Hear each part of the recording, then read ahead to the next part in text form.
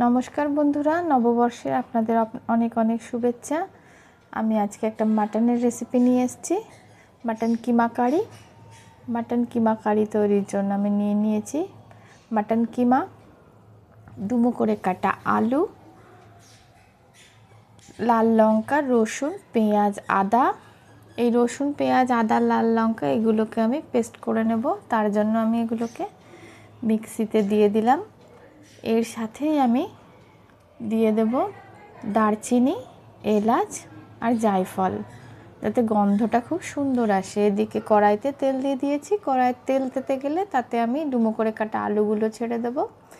একটু নাড়াচাড়া করে নিয়ে এতে আমি মিশিয়ে দেব লবণ আর হলুদ।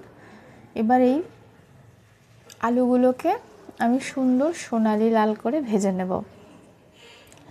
এটা ভাজা হয়ে যাওয়ার পরে আমি বাকি রান্নাটা শুরু করব। বাকি রান্নাটা শুরু করবার জন্য আমি কড়াইতে দিয়ে দিলাম বেশ কিছুটা তেল।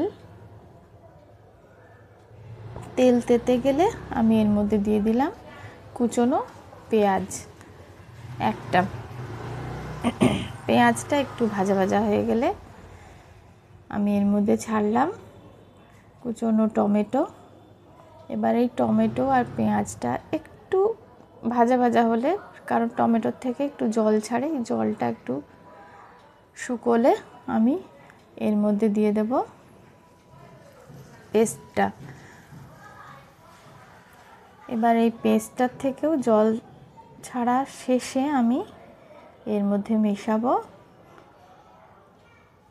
জিরের গুঁড়ো, লঙ্কার গুঁড়ো আর হলুদ। এবার এই মশলাটা একটু ভাজা ভাজা হলে, বেশ একটু তেল ছেড়ে দেবে, তারপরে আমি এটার মধ্যে মেশাবো কিমাটা। এর মধ্যে আপনারা লবণ অ্যাড করবেন। দেখুন ভাজা ভাজা হয়ে তেল প্রায় ছেড়ে দিয়ে এসছে। এইবার এর মধ্যে আমি কিমাটা মেশালাম। এবার এই কিমার সাথে মশলাটা খুব ভালোভাবে মেশাতে হবে, নেড়ে চেড়ে, কারণ মাটন কিমা দেখবেন আপনারা লেগে লেগে থাকে, তাই আপনারা খুব সুন্দরভাবে এটাকে মেশাবেন। এবার যখন এটা বেশ তেল ছেড়ে দেবে, মানে মাংসের জল বেরোনোটা যখন কমে আসবে, তার মধ্যে মেশাবেন আলু। এবার আলু ভাজা হয়ে গেলে এর মধ্যে একটু উষ্ণ গরম জল দিয়ে দেবেন, একটু ঝোলঝোল হবে।